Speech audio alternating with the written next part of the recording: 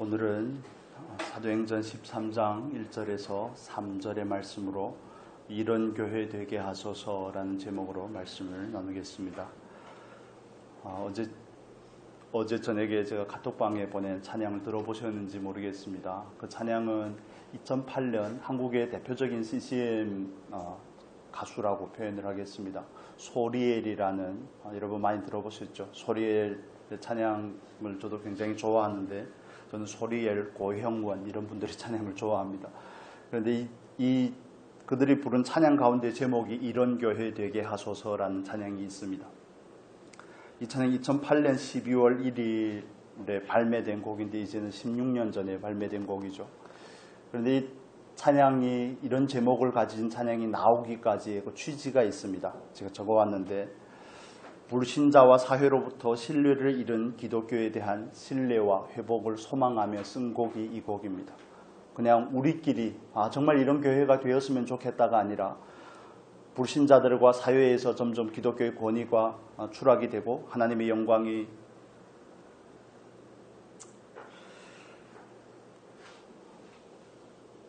온전히 드러나지 못하고 많은 사람들에게 웃음거리가 되고 조롱거리가 되는 그 교회를 향한 그 아픔에서 이 곡이 시작이 된 겁니다. 우리끼리만 이런 교회가 되었으면 좋겠다 하는 건 단순한 소원이 아니라 사회로부터 지탄을 받고 많은 사람들의 웃음거리가 된 그 교회를 향한 소원이 이 곡이 나오게 한 것이죠. 여러분 들어보셨겠지만 진정한 예배가 숨쉬는 교회, 주님이 주인이 되시는 교회, 믿음의 교회, 기도가 쌓이는 교회, 최고의 찬양을 드리는 교회, 말씀이 살아 움직이는 교회, 성도의 사랑이 넘치는 교회, 구구절절 성경에서 말하는 교회의 가장 아름다운 모습이 아니겠습니까? 얼마나 마음이 아팠겠나 하는 그 생각을 하니까 한편으로는 너무 죄송하고 교회로 부름을 받았는데 교회로 살아들이지 못한 것 때문에 신자들 앞에서는, 교회 앞에서는 그럴듯해 보이지만 왜냐하면 가릴 수 있기 때문에 그렇습니다. 속을 드러내지 않기 때문에 그렇지만 아무도 없는 그 자리에서, 불신자들에 대하는 그 자리에서 나는 과연 교회답게 서 있는지, 그리스도인으로서 서 있는지 하는 이런 질문을 스스로에게 할 때 이 곡이 곧 나를 위한 곡이구나, 이 곡이 곧 우리 교회를 위한 곡이 아니겠는가 하는 그런 생각을 합니다. 여러분, 교회는 하나님의 교회죠. 교회는 하나님의 마음이 있는 곳이어야 됩니다. 교회는 하나님의 뜻을 이루는 통로가 되어야 되는 것이고 하나님의 영광을 드러내는 장소가 되어야 되는 것이죠. 과연 우리가 하나님 앞에서 어떤 교회로 세움을 받고 있는지, 우리 교회가 이제는 21주년 되지 않았습니까? 말씀과 기도의 교회가 21주년이라는 시간을 지내오면서 우리 교회는 하나님 보시기에 어떤 교회인지, 세상이 보시기에, 세상 사람들이 보기에 우리 교회는 과연 지탄의 대상이 아닌지, 교회가 이래도 되나, 성도들이 이래도 되나 하는 그런 지탄의 대상이 아닌지, 그래서 좀 마음이 많이 복잡했습니다. 참 여러 가지 감정들이 뒤섞이고, 정말 하나님 앞에 저도 이 찬양을 좋아해서 자주 부르기도 하고 자주 듣기도 하는데, 그렇다고 지금 불러드릴 수는 없습니다. 소리엘이 부르는 게 훨씬 더 듣기 좋기 때문에 여러분 들으시고, 그러면서 정말 이런 교회가 되면 좋겠다. 교회가 이러면 하나님 앞에서 뿐만 아니라 하나님께 영광이 되고 이 땅에서는 정말 빛이 되고 소금이 되고 많은 사람들이 그리스도인들을 향해서 안디옥 교회가 그랬던 것처럼 그들은 그리스도인이야. 그들은 우리와 달라. 우리는 로마의 황제를 숭배하고 있지만, 우리는 우리의 속에는 좋은 대로 살아가지만 그들은 예수를 믿는 사람들이야. 예수를 따르고 세상의 가치를 거부하며 사는 사람들이야 하는, 그리스도인이라 불렸더라 하는, 오늘날도 그 똑같은 고백과 똑같은 인정을 받으며 살아갈 수 있지 않을까 하는 그런 생각을 하면서 부족함을 잠깐 내려놓고 부족함을 넘어서서 소원을 가지고 이 말씀을 함께 나누고자 합니다. 여러분, 우리 교회도 정말 이 노래말이 말하는 것처럼 그런 교회가 되었으면 좋겠습니다. 저는 성경에서 안디옥 교회를 굉장히 좋아하는데 우리 교회의 표도 안디옥 교회에서 나온 것이라고 해도 과언이 아니죠. 물론 여러 가지가 많이 있지만 우리 교회는 하나님 앞에 신령과 진정으로 예배하는 교회가 되기를 원하지 않습니까? 우리 교회는 하나님 앞에서 제자의 영성으로 세워지는 성숙한 그리스도인으로 세워지기를 원하는 것이 우리 교회가 추구하는 목적이 아닙니까? 또 이제는 세워졌다면 나아가서 하나님의 나라를 선포하기를 원하는 것이 우리 교회가 추구하는 목적입니다. 그렇다면 나는 하나님 앞에서 온전한 예배자가 되어 가고 있는지, 나는 하나님 앞에서 성숙한 그리스도인으로 성장하고 있는지, 나는 세상을 향해서 예수 그리스도에 대해서 캐리그마라고 그러죠. 선포하고 있는지, 복음의 진리를 선포하고 삶으로 살아내고 있는지 하는 이런 질문들을 우리는 끊임없이 가져야 되고 묵상해야 되는 것입니다. 우리는 다른 교회를 벤치마킹하려고 하는 것이 아닙니다. 교회는 편의점이 아닙니다. 교회는 체인점처럼 똑같은 메뉴와 똑같은 맛으로 이렇게 여기저기 세워지는 것이 아니라 각 교회에 주신 특색을 따라서 하나님의 뜻에 부응하면서 그 목적과 그 추구와 그 비전을 가지고 나아가는 것이 각자의 교회가 가져야 되는 특징이죠. 다른 교회가 어떻게 하든 저는 참고는 하고 응원하겠지만 별로 관심이 없습니다. 하나님께서 우리 교회에 주신 소원을 따라서 우리 교회가 어떤 교회가 될지, 그래서 그 모델이 안디옥 교회 가운데 있습니다. 그 부분들을 우리가 좀 구체적으로 살펴봤으면 좋겠습니다. 우리 13장 2절의 말씀 같이 읽겠습니다. 주를 섬겨 금식할 때에 성령이 가라사대 내가 불러 시키는 일을 위하여 바나바와 사울을 따로 세우라 하시니. 아멘. 본문에서 첫 마디를 이렇게 시작을 하죠. 주를 섬겨 금식할 때에, 사실 주를 섬기다 하는 이 섬기다는 단어는 레이투르게오라는 이 헬라어 단어는 하나님을 예배하다는 단어와 같은 의미를 가집니다. 그래서 안디옥 교회는 하나님 앞에 금식하며 예배하는 교회였다는 것을 우리에게 말해주고 있는 것이죠. 그런데 이 예배하다는, 섬긴다고 할 때 이 표현은 능동적인 표현이라는 것을 주목해 주시기를 바랍니다. 어느 교회나 다 예배합니다. 그렇죠? 어느 교회나 다 예배하고, 한국 교회처럼 예배를 많이 드리는 나라가 어디에 있습니까? 새벽 예배만 해도 우리는 그래도 토요일에 안 드리니까 그렇죠. 월요일부터 금요일까지 5번 예배를 드리고, 수요일 날 드리고, 주일날에 드리고, 주일날에 때로는 저 같은 경우에는 중고등부하고 주승리하고 이제 공과를 하니까 어른 예배하고 오후 예배하고, 또 몇 달 전부터는 중국에 있는 학생들하고 또 같이 주일날 저녁에 하고, 그래서 막 그런 생각들이 막 복잡해지는 겁니다. 내가 지금 뭘 하고 있나 이렇게 많이 예배를 드리는데 하나님 앞에서 하나님께서 과연 기뻐하는 예배를 드리고 있나 하는 이런 생각들도 드는 것이죠. 안디옥 교회는 예배하는 교회입니다. 안디옥 교회는 하나님 앞에 능동적으로 예배하는 교회입니다. 억지로 모이는 게 아니라는 것입니다. 하나님 앞에 하나님을 예배자로 인정하며 정말 금식한다는 것을 뭘 말합니까? 하나님만이 나의 생명의 주인이라는 것을 고백하는 마음으로 드리는 예배가 아니겠습니까? 금식은 신앙의 고백입니다. 예배도 마찬가지죠. 하나님 앞에 예를 갖추어 배한다. 그게 한문에서 예배가 가지는 의미가 아닙니까? 하나님 앞에 예를 갖추어서 엎드린다. 하나님만을 섬긴다. 하나님 앞에 나와 나를 산 제물로 드린다. 이게 예배가 가지는 의미가 아니겠습니까? 그런데 안디옥 교회는 예배하는 교회인데 하나님을 유일한 예배의 대상으로 삼고, 하나님을 유일한 소망의 근원으로 삼고, 하나님을 유일한 나의 생명의 주인으로 삼고 하나님 앞에 나오더라는 것입니다. 그들은 억지로 마지 못해서 나오는 그런 예배가 아니라 하나님 앞에 적극적으로 나오더라는 것입니다. 누가 예배를 하자고 그러는 것이 아니라, 예배를 드리라고 그러는 강요에 못 이겨서 하는 것이 아니라, 사람의 눈치를 보고 그 누군가에게 보여지기 위한 것으로 나오는 것이 아니라 능동적으로 예배의 자리로 나오더라는 것입니다. 예배할 때 하나님께서 말씀하신다는 사실을 여러분 믿으십니까? 예배할 때 그 다음에 나온 구절이 뭡니까? 성령께서 가라사대. 물론 하나님의 말씀은 빈들에서도 임할 수 있죠. 우리가 일상을 살아갈 때도 우리에게 임하지만, 그러나 하나님께서는, 성령께서는 어느 때 말씀하십니까? 예배할 때 말씀하신 것입니다. 왜냐하면 성령님은 진리의 성령이시기 때문에 그렇죠. 성령과 진리로 예배하는 그 자리에 성령께서 말씀하시고, 성령께서 빛 주시고, 성령께서 감동하시는 줄로 믿습니다. 그래서 우리는 하나님 앞에서 예배하는 교회가 되기를 원하는 것입니다. 여러분, 우리가 주말 이런 표현을 하지만 사실은 주일은 주말이 아닙니다. 주일은 주말이 아니라 한 주를 시작하는 날이 주일이지 않습니까? 저는 한국에 유학 왔을 때 처음에 놀라는 게 있습니다. 중국의 달력은 월, 화, 수, 목, 금, 토, 일, 주일이 제일 마지막에 있습니다. 제일 마지막 날로 표기가 되었습니다. 그런데 한국에 왔는데 주일이 제일 앞에 있는 겁니다. 아, 이게 정말 성경적이구나, 성경적이구나. 여러분 믿으십니까? 주일이 한 주일의 첫날이라는 사실을 믿으십니까? 뭐 불금이었더니 주말이었더니 그거 다 자본주의 산물입니다.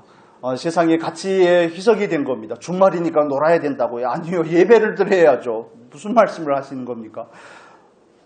매주의 첫날은 하나님 앞에 예배하고 한 주일의 삶을 나아가는 것입니다. 체험을 받고 세상으로 나아가는 것입니다. 말씀으로 체험을 받고 하늘에 신령한 것으로 내 안에 가득 채워서 세상에 나가서 빛과 소금으로 살아내는 것이 저와 여러분을 향한 하나님께서 계획하신 삶의 패턴이고 삶의 방식인 것이죠.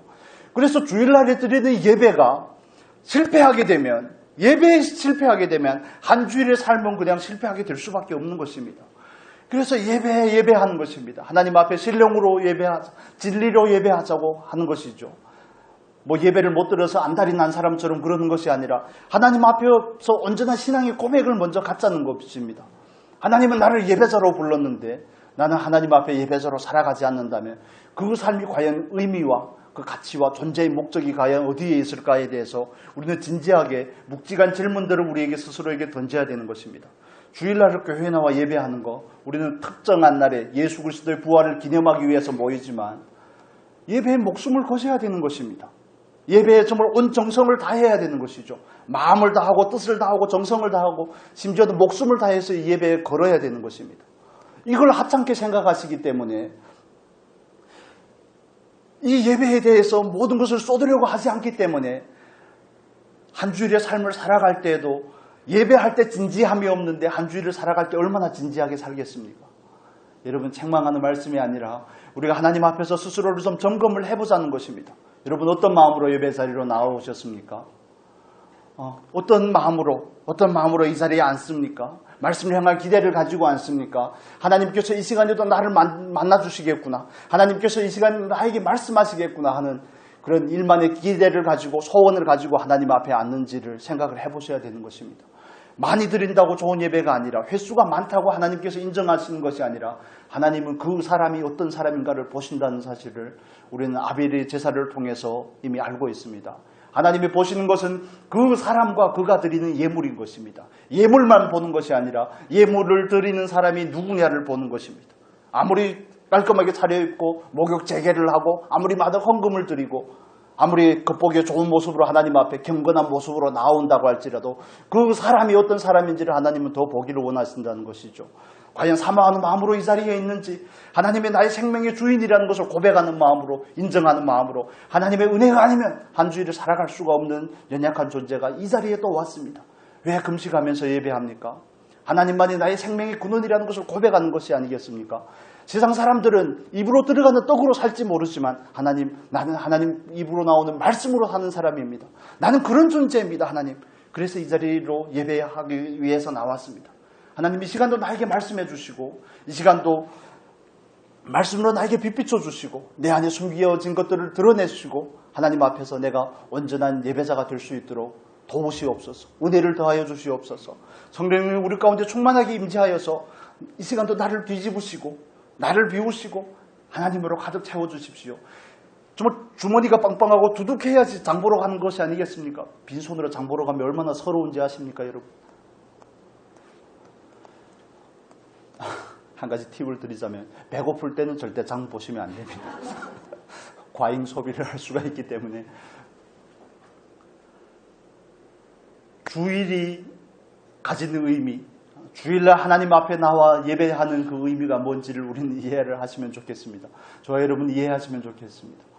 하나님을 예배하고 하늘의 것으로 체험을 받고 나아가는 것입니다. 심지어 핸드폰도 충전을 안 하면 사용할 수가 없는데 차에다도 주유를 하든지 전기로 충전을 하든지 가스를 넣든지 넣지 않으려 하면 달릴 수가 없는데요. 왜 막무가내로 그냥 물을 넣고 달리려고 그러십니까? 아니면 그 자리에 그냥 정체되어 있으시려고 그러십니까? 하나님 앞에 나올 때는 우리는 그런 심령으로 나오는 것입니다. 여러분, 나는 과연 어떤 심령으로 나오는지, 나는 과연 안디옥 교회가 하나님 앞에 능동적인 예배의 자리에 나아가서 그런 마음의 자세로 나왔던 것처럼 내 안에는 그런 예배자의 마음이 있는지 우리는 살펴볼 수 있어야 되는 것입니다. 찬양이 어땠느니, 기도가 어떠느니, 뭐 예배의 순서가 이러느니, 설교는 왜 그러느니, 뭐 이런 게 아니라 그런 건 다 부차적인 것입니다. 여러분, 하나님은 나귀를 통해서도 말씀하실 수 있다는 사실을 여러분 믿으십니까? 그런 마음으로 하나님 앞에 나오는 것이죠. 그래서 예배할 때마다 주일날에 저도 일찍 올라와서 여러분과 악수를 하고 인사를 하고 그러고 싶지만 연약한 인간인지라 하나님께서 말씀하시고자 할 때 온전히 그 말씀을 전할 수 없을까봐, 영향을 받을까봐, 표정 하나에, 말투 하나에, 인상 하나에 영향을 받을까봐 여러분에게 일단 예배 드리기 전까지는 그냥 모른 척하고 그냥 오는 겁니다. 뭔 저렇게 네 가지가 없다냐. 그렇습니다. 네 가지가 없어서 그렇습니다. 그렇게 이해하셔도 괜찮은데 어떻게 하면 오롯이 집중할 수 있을까? 이 시간 제가 해야 될 일이 그 일이기 때문에 그런 것이죠. 네 가지는 예배 끝나고 할 일이고. 그래서 그런 노력들을 하려고 하는 것입니다. 예배 전에 많이 안 먹으려고 하고 자랑이 아니라 어떻게 하면 그게 집중할 수 있을까? 그래서 주일날에는 굉장히 민감합니다. 저희 애들도 와이프도 저를 안 건드립니다. 왜냐하면 날이 서 있기 때문에 그렇죠. 저도 그래서 때론 안 좋은 소리를 한두 마디씩 하면 얼마나 괴로운지 이래가지고 뭔 설교를 하겠냐는 둥 마음에서 정죄가 오고 마귀가 또 속삭이지 않겠습니까? 네가 그래도 설교자냐? 네가 그래도 뭐 예배사냐? 뭐 예배를 잘 드리라고 그러냐? 네가 그래도 목사냐? 막 이런 정죄가 들어오면 그래 맞다. 나는 맞다. 나는 안 되지만 하나님께서 세우셨기 때문에 하는 것이다. 뭐 이런 마음으로 나오는 겁니다. 오해를 좀 풀어드렸습니다. 여러분, 우리가 하나님 앞에 나올 때 정말 진지함으로 나올 수 있기를 예수님의 이름으로 축복합니다. 주일날 드리는 예배에 성공하실 수 있기를 정말 간절히 소원합니다. 예배가 무너지면 모든 삶이 무너진다는 사실을 여러분 인식을 하시면 좋겠습니다. 구약에는 그런 예들로 가득 차 있습니다. 북이스라엘 왜 망합니까? 왜 망합니까? 민심이 하나님을 예배하는 것보다 더 중요하기 때문에 여로보암이 당과 어디에다가 만듭니까? 사마리아에다 송아지 우상을 만들어서 하나님을 온전히 예배하고 하나님의 말씀대로 예배하는 것보다 더 중요한 것은 우상단지를 만들어 놓더라도 민심을 얻는 게 내 왕위를 지키는 것이, 왕좌를 지키는 것이 더 좋게 여기다가 끊임없는 구테타를 통해서 그 나라는 결국에는 아시리아에 망하게 되죠. 그래서 그들이 망한 것에 대해서 구약에서는 이렇게 말합니다. 하나님의 말씀을 듣지 아니함으로, 하나님의 말씀을 듣지 않는데 어떻게 예배하겠습니까? 하나님의 말씀을 듣지 않는데 어떻게 하나님의 말씀대로 예배하고 제사할 수 있겠습니까? 그렇지 않습니까? 우리가 하나님 앞에 나올 때 하나님께서는 왜 말라기에서 이스라엘 백성들을 책망하고 그 다음에는 한 400년 가까이를 침묵하십니까? 말라기서의 말씀 잠깐만 볼까요? 말라기 보겠습니다. 말라기서 1장의 말씀을 보겠습니다.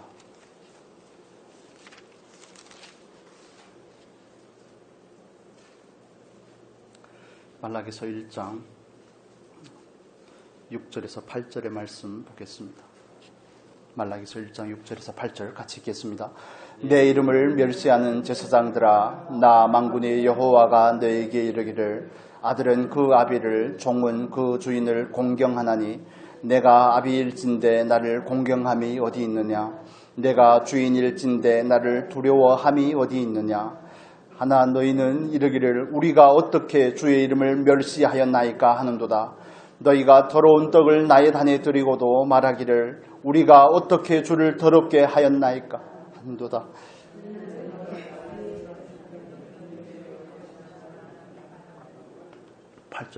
만군의 여호와가 이르노라 너희가 눈먼 희생으로 드리는 것이 어찌 악하지 아니하며 그것으로 이제 그것을 너희 총독에게 드려보라. 그가 너를 기뻐하겠느냐 너를 간합하겠느냐. 아멘. 이스라엘 백성들의 비극이 뭔지 아십니까? 끊임없는 예배에 실패하고 하나님과의 그 관계에서 실패하다 보니까 자기가 처한 상황이 어떤지도 모릅니다. 그들은 심지어 하나님 앞에 뭐라고 말씀하지 합니까? 하나님 언제 나를 사랑하셨습니까? 얼마나 사랑하셨는데요? 애굽의 압제 가운데서 그들을 구원해내시고 그들을 제사장 나라로 하나님의 거룩한 백성으로 삼고자 하시고 그들에게 친히 찾아오셔서 그들에게 언약을 하시고 정말 혹 추울세라 그들에게 불기둥을 보내시고 혹 더워할세라 구름 기둥으로 인도하신 그 하나님이신데 그들은 하나님 앞에서 뭐라고 말합니까? 하나님 언제 나를 사랑하셨습니까? 하나님. 이 말씀이 저와 여러분에게 하시는 말씀이 아닐까요? 하나님 앞에서 예배에 실패하면 예배라는 것은 하나님과의 그 관계에서 결국 실패하게 되면 자기가 처한 상황을 알 수가 없는 것입니다.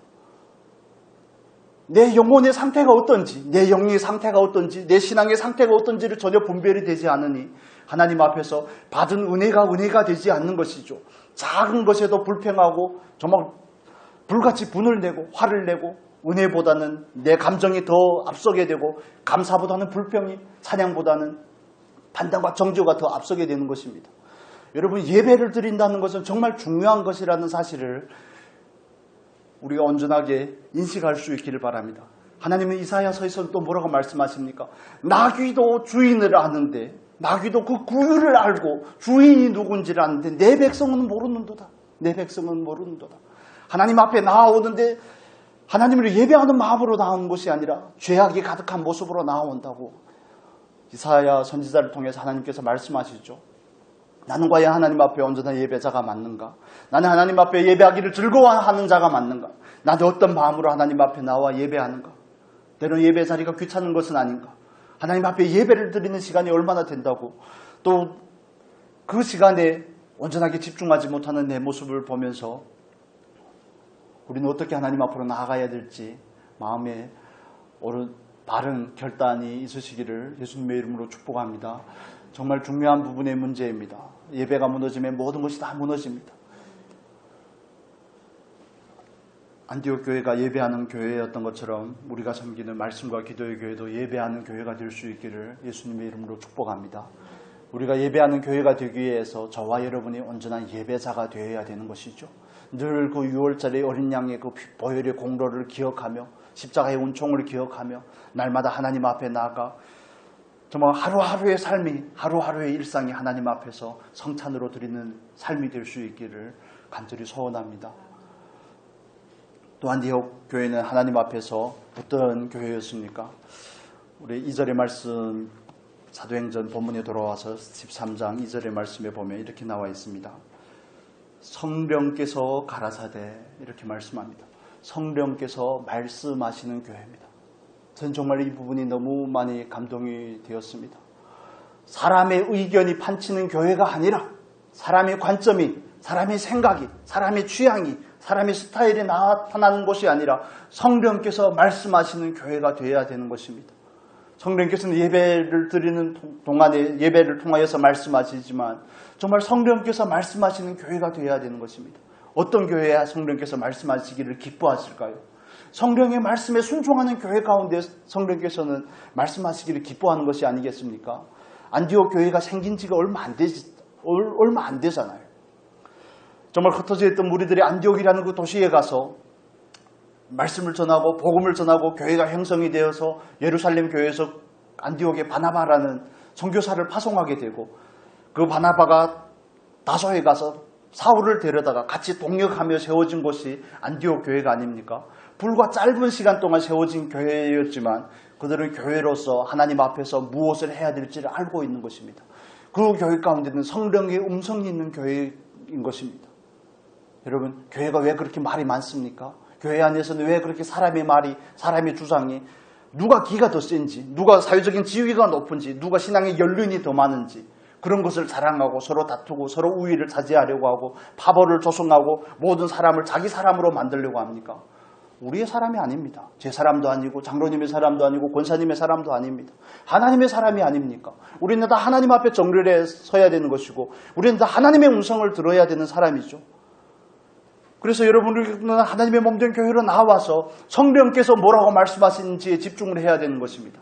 내가 기도하는 가운데 성령께서 당신에게 혹은 우리 교회 가운데 이런 감동을 주는지 맞는지 모르겠습니다. 우리 같이 기도해 봅시다. 성령께서 뭐라고 말씀하시는지, 성령의 뜻이 이루어지는 교회, 성령께서 말씀하는 그런 교회가 되어야 되지 않겠습니까? 허다한 교회들이 있지만 과연 그 교회 가운데 성령께서 하시는 말씀이 있을까? 성령께서 그 교회 가운데 말씀하시기를 기뻐하실까? 그 교회는 라오디 교회와 같이 온통 사람의 의견으로 가득 찬 교회가 아닐까?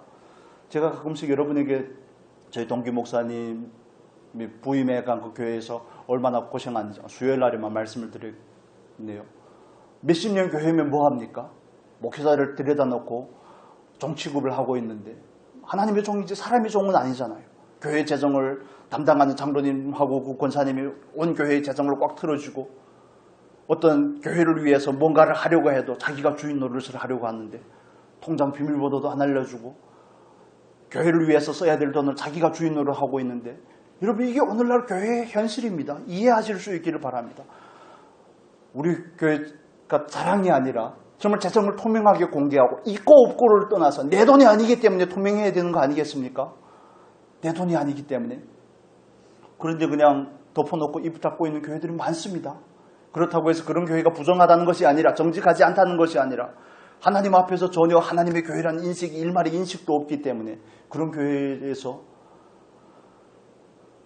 우리도 그런 교회가 될 수 있다는 사실의 경계를 가지셔야 되는 것입니다. 우리도 교회라는 이름은 있지만 4대 교회와 같이 방불한 교회가 될 수 있음에 대해서 깨어 있어야 되는 것이 아니겠습니까? 라오디게와 같은 교회, 그들도 처음에는 하나님을 사랑하는 교회였습니다. 첫사랑이 감격이 있던 교회였다고요. 형제 사랑이 있던 교회였지만 그런 교회들이 점점 본질을 잃어버리니까 그렇게 되는 것입니다. 교회에서 성령께서 뭐라고 말씀하시는지, 하나님께서 우리에게 뭐라고 말씀하시는지보다 더 중요한 것은 사람의 의견이나 사람의 경험들이 앞서기 때문에 그런 것입니다. 여러분 교회에 나오셔서 여러분의 의견을 말씀하지 마셔야 되는 것입니다. 저도 마찬가지죠. 저도 마찬가지입니다. 내 의견, 내 주장을 하는 것이 아니라 때론 많은 부분에 있어서 우리가 합의하여서 하나님의 뜻을 찾아가고 있지만 그래서 결의를 통하여서 일을 진행을 하지만 더 중요한 것은 그 출처가 어디냐가 더 중요한 것입니다. 내가 억지로 짜낸 것인지 다른 교회를 보고 모방을 한 것인지 아니면 성령께서 말씀하신 것인지가 중요한 것입니다. 여러분 교회는 성령이 말씀하는 교회가 되어야 되는 것입니다. 예수님께서 내가 내 교회를 세우겠다고 말씀하지 않습니까? 그렇다면 교회의 주인은 하나님이신데 교회의 주인은 삼위일체 하나님이신데 성령께서 친히 말씀하셔야 되지 않겠습니까? 우리 2절의 본문 하반절에 보면 제가 읽어드리겠습니다. 내가 불러시키는 일을 위하여 바나바와 사울을 따로 세우라 하시니 성령께서 말씀하실 때 뭐라고 말씀하십니까? 내가 불러시키는 일을 위하여 바나바와 사울을 따로 세우라 하니 처음에도 말씀을 드렸지만 교회는 다른 교회를 따라가는 것이 아닙니다. 우리는 우리 가운데 말씀하시는 성령의 음성에 순종하는 교회가 되어야 되는 것이죠. 그래서 여기서 내가 불러시키는 일을 하는 것이 되어야 되는 것입니다. 성령께서 말씀하시고 그 성령께서 하시는 말씀에 순종하는 교회가 되어야 되는 것입니다. 왜 다른 교회는 이걸 하는데 우리 교회는 안 합니까? 다른 교회는 예배의 순서가 이런데 우리 교회는 왜 이렇습니까? 물론 건의를 해서 조율을 할 수는 있지만 그러나 그게 모든 교회가 천편일률적으로 똑같아야 된다는 것이 아니라는 사실을 이해하시기를 바랍니다. 제가 가끔씩 부천에 가면 예전에 어머니 부천에 계실 때 부천에 가면 부천에 있는 감리교회가 예배를 드린 적이 있습니다. 주일을 중국에서 사역을 할 때 가끔씩 한국에 들어오면 근데 그 감리교회를 가보니까 예배 순서가 우리 교회에 두 배나 됩니다. 예배를 드리는데 찬양은 얼마나 많이 부르는지 공동의 기도 제목은 또 얼마나 많은지 앉았다 섰다 계속 하는 겁니다. 그러니까 갑자기 또 다음번부터 와서는 이 교회는 나오지 말아야 되겠다는 생각이 그냥 욱하고 올라오는 거죠. 그리고 주보를 보지 않으면 예배의 순서를 따라갈 수가 없습니다. 정신이 하나도 없습니다. 공동의 기도 제목이라는 동, 공동의 선언이라는 동 뭐가 맞습니까? 우리 식대로 하는 게 맞습니까? 그분들이 식대로 하는 게 맞습니까? 스타일이 중요한 게 아니잖아요. 스타일이 중요한 게 아니지 않습니까? 하나님께서 시키는 대로 하는 게 중요한 것이 아니겠습니까? 성령께서 말씀하시고 성령께서 말씀하시는 대로 따라할 수 있는 것. 그래서 우리 교회마다 교회 각자의 색깔이 있는 겁니다. 여러분 우리 각자가 하나님 앞에서 교회로서 각자도 하나님께서 주어진 달란트와 은사를 따라 세우고 쓰임받는 부분의 역할이 다 다른 겁니다. 그걸 이해하시면 좋겠습니다. 그래야지 피차 상처를 주지 않습니다. 우리는 다 지체에 불과하다는 사실, 우리는 머리가 아니고 우리는 온전한 몸이 아니라는 사실, 온전한 몸을 이루는 것이지 온전한 것이 아니라는 사실에 대해서 이해를 하시면 좋겠습니다. 변명처럼 들릴지 모르겠지만 중국 교회도 그렇고 한국 교회도 그렇고 목회자에게서 멀티를 요구합니다. 멀티. 남자들은 멀티가 되지 않고 여자분들은 멀티가 잘 된다고 그러더라고요. 들으면서도 설거지가 잘 된다. 이게 멀티라고 그러죠. 남자분들은 설거지면 설거지, 식사면 식사. 두 개 잘 안 된다고 그러죠. 하나님 그렇게 만드셨는데 어쩌겠습니까? 피차 이해를 해야 되죠. 그런데 중국에 가서도 느끼는 거지만 모든 부분에서 목회자를 향해서 멀티였으면 좋겠다는 거죠.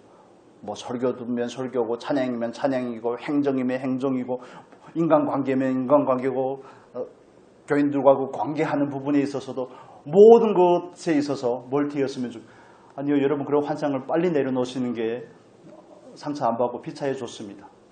피차에 좋습니다. 주어진 역할을 하는 겁니다. 그냥 설교를 해도 마찬가지입니다.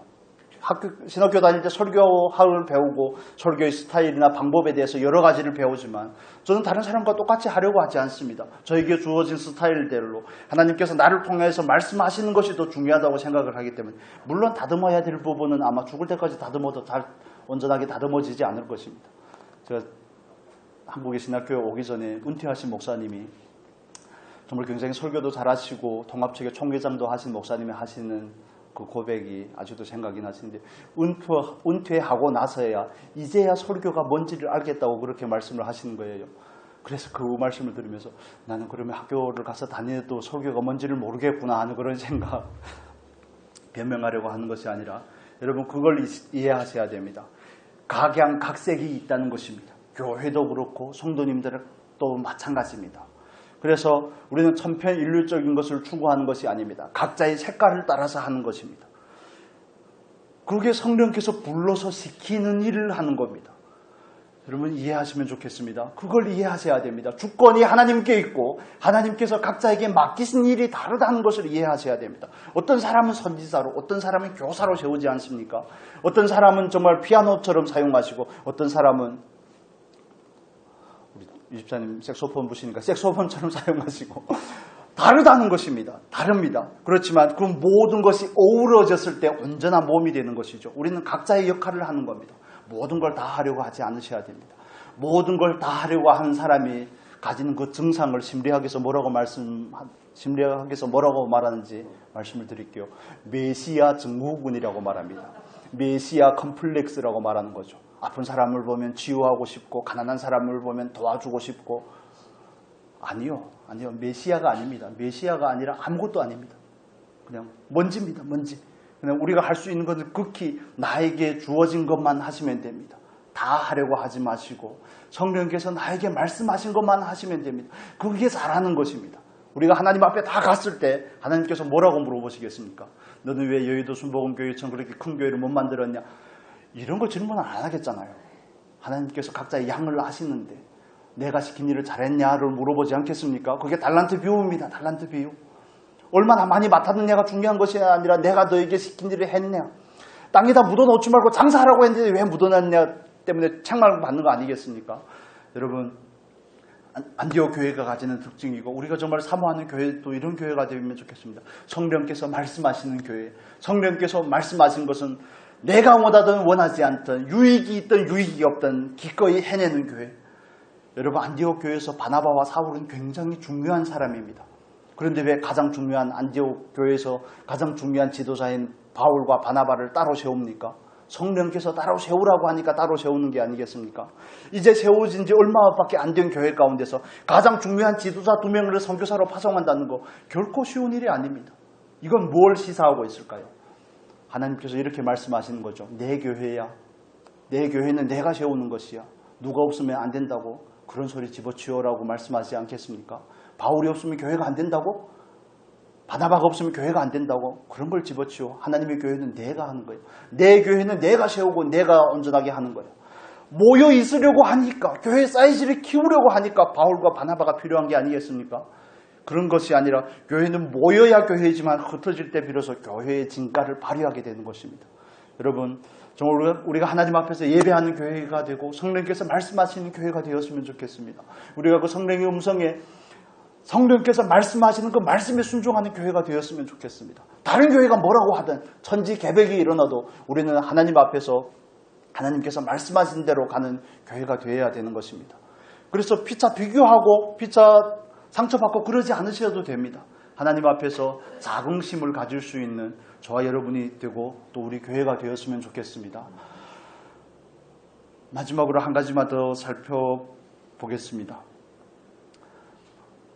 성령께서 안디옥 교회에 말씀할 때 그들은 서슴없이 순종한다는 것입니다. 방금 말씀의 연장이지만 가장 중요한 지도자 두 사람을 파송하는 거 정말 어려운 일이었을 겁니다.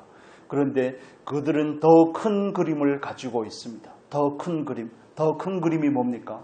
성령께서 원하는 것이 무엇인지를 아는 것입니다. 성령께서 원하는 것은 교회를 크게 세우는 것이 아니라 건강한 교회를 세워서 건강한 교회를 통하여서 다른 교회를 세우는 것이 목적이라는 사실을 아는 것이죠.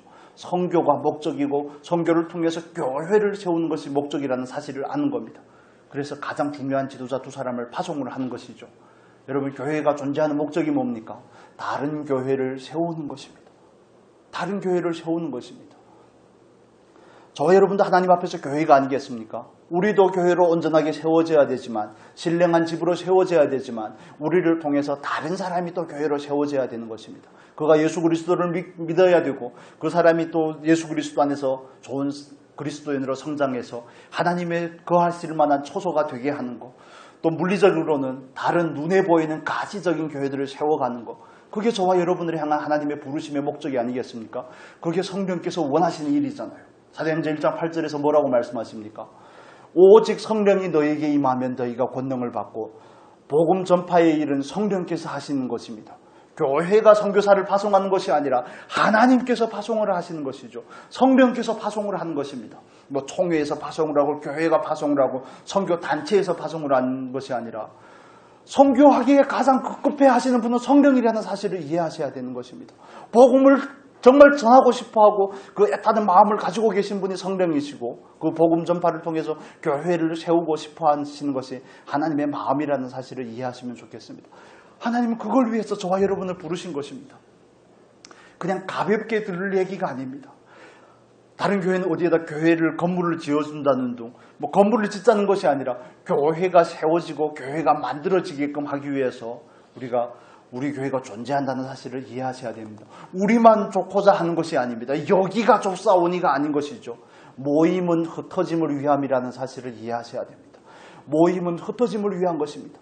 그래서 요즘에는 지금 계속 기도하는 부분들이 있습니다. 저희 학생하고 그 지역에 있는 그 학생이 그 지역에 있는 교회를 다녔었는데 교회를 다니는 가운데 많은 어려움들이 있고 교회에서 뭐 안 좋은 부분들을 경험하고 하다 보니까 교회를 안 나가게 된 것이죠. 그러다 보니까 지난번에 중국에 갔을 때 교회를 못 나가고 있다고, 집에서 예배 드린다고 그래서 그럼 우리 같이 주일날에 예배하고 너희 섬기는 그 직장에서 개인 사업을 하기 때문에 그 직장을 교회로 좀 한번 만들어 보면 좋겠다. 먼저 말씀을 일정한 기간 나누고 너희 가정을 교회로 세우시면 좋겠다. 그래서 그것 때문에 주일날 저녁이면 같이 말씀을 나누고 말씀으로 양육을 하고 하는 이 과정의 절차들을 겪는 것이죠. 그래도 좀 배웠다고, 그 학생이 좀 배웠다고, 이 교회 가면 이런 문제가 있고 저 교회 가면 저런 문제가 있고 우리가 생각하는 그 문제보다 훨씬 더 심각한 문제들이 있는 것입니다. 교회 가운데. 그런 것들을 보면 너무 속상하고 마음이 아프니까 정말 교회가 좋은 교회가 우리 지역에 있었으면 좋겠다. 그러면 네가 한번 만들어보라는 것입니다. 네가 한번 만들어봐라. 요즘에 그리고 또 기도하는 제목이 있습니다. 제가 지난번에도 말씀을 드렸던 것처럼 위구르족들이 사는 지역, 티베트 지역을 위해서 계속 기도가 나와서 자꾸 기도를 하고 있는데 저는 그게 잘 이해가 되지 않았습니다. 왜 하나님께서 중국에 있는 그 공산 정권을 통해서 주변의 이방, 제가 이러면 반동문자가 되는데 그 소수민족의 역사들까지 다 규합을 해서 마치 자기들의 역사인 것처럼 뭐 위구르도 그렇고 뭐 티베트도 그렇고 여러 곳곳이 다 그렇지 않습니까? 그래서 그들을 동화시키려고 그들이 갖춘 고유의 문화를 말살을 시키려고 중원에 사는 오리지널 중국 분들을 거기에다 다 보내는 겁니다. 그런데 요 며칠 전이죠. 새벽에 기도하는데 그 생각이 들었습니다. 아, 그렇구나. 사람들이 볼 때에는 왜 그들의 인권을 탄압하느냐, 뭐 유엔에서도 그러고 미국에서도 그러고 맨날 그런 얘기를 하고 있는데 사람이 볼 때는 인권을 탄압하는 것이지만 잠깐 볼 때는 인권이 탄압이 되는 것이지만 그러나 한족들이 그쪽으로 이주해 가면서 그곳이 교회가 생겨나고 있습니다. 라마승들이 사는 티베트 불교를 믿는 그곳에 교회가 생길 거라고 우리는 생각을 못하는데 그 사람들이 유입이 되면서 교회가 생겨나게 되고 그 사람들이 점점 자기들이 가진 그 라마교라는 이슬람교라는 그 전통에 대해서 점점 옅어지는 겁니다. 그런 색깔이 자기 정체성에 대한 부분들이 옅어지게 되고 거기에 교회가 점점 세워지게 되는 것이죠. 그래서 그걸 깨닫게 하셔서 너무 감사하고 너무 놀라고 아 그렇구나. 그렇다면 우리가 선교회 일을 통해서 다른 목사님들과 같이 하는 일을 통해서 어떻게 해야 될까? 그곳에 가서 내가 교회를 세울 수 없지만 그곳에서 지금 뿌리박고 사역하는 사람들을 더 많이 도와야 되겠다. 그들이 더 뿌리내려서 교회를 또 온전하게 세워갈 수 있도록 해야 되겠다는 그런 생각이 들어서 계속 기도하고 있습니다. 여러분도 꼭 기도를 해주시면 좋겠습니다. 다시 돌아와서 하나님의 목적이 어디에 있습니까? 복음 전파의 결과는 무엇입니까? 그 한 영혼이 구원받는 걸 넘어서서 구원받은 영혼들이 모여서 교회가 되게 하는 것이죠. 하나님은 안디옥 교회를 통해서 또 다른 안디옥 교회가 세워지기를 원하는 것이 아니겠습니까? 하나님을 예배하며 성령의 음성에 순종하는 교회, 성령께서 말씀하시는 그 교회를 통하여서 다른 교회가 세워지기를 원하시는 것입니다. 그래서 교회에서 바나바와 바울을 파송하게 되고 하는 그런 일련의 절차들을 겪게 되죠. 여러분, 교회를 세우는 것은 하나님의 마음입니다. 선교는 하나님의 마음이 거기에 있습니다. 그래서 선교를 하는지 마는지 교회가 마땅히 해야 될 일이라서 하는 것이 아니라 거기에는 하나님의 마음이 있기 때문에 우리는 그 일을 하고자 하는 것입니다. 우리 쓰기에도 부족한데 왜 그렇게 어느 정도 내서 다른 교회들을 도와주고 선교사님들을 도와주려고 합니까? 거기에 하나님의 마음이 있기 때문에 그렇습니다. 여러분은 왜 또 그 일에 동참하고 계십니까? 그게 하나님께서 원하시는 것이죠. 사도행전 13장에는 놀라운 전환이 일어납니다. 다음 주에 우리 살펴보겠지만 이제는 이방 선교의 문이 본격적으로 열리게 되고 바울을 통해서 전도 여행이 이루어지는 것을 우리가 다음 주부터 또 구체적으로 살펴보겠습니다. 여러분 예배하는 교회가 될 수 있기를 바랍니다. 성령께서 말씀하는 저와 여러분이 함께 섬기는 이 교회가 되기를 원하고 성령께서 말씀하실 때 우리는 우리에게 주어진 기능과 역할을 가지고 하나님의 말씀에 순종하고 또 더 나아가서 교회를 세우고자 하는 그 하나님의 마음으로 알아서 세워진 교회들을 돕고 교회가 세워질 수 있도록 돕는 저와 여러분이 섬기는 이 교회가 될 수 있기를 예수님의 이름으로 축복합니다. 이 시간 하나님께서 우리에게 주신 말씀을 가지고 우리 같이 좀 기도하면 좋겠습니다.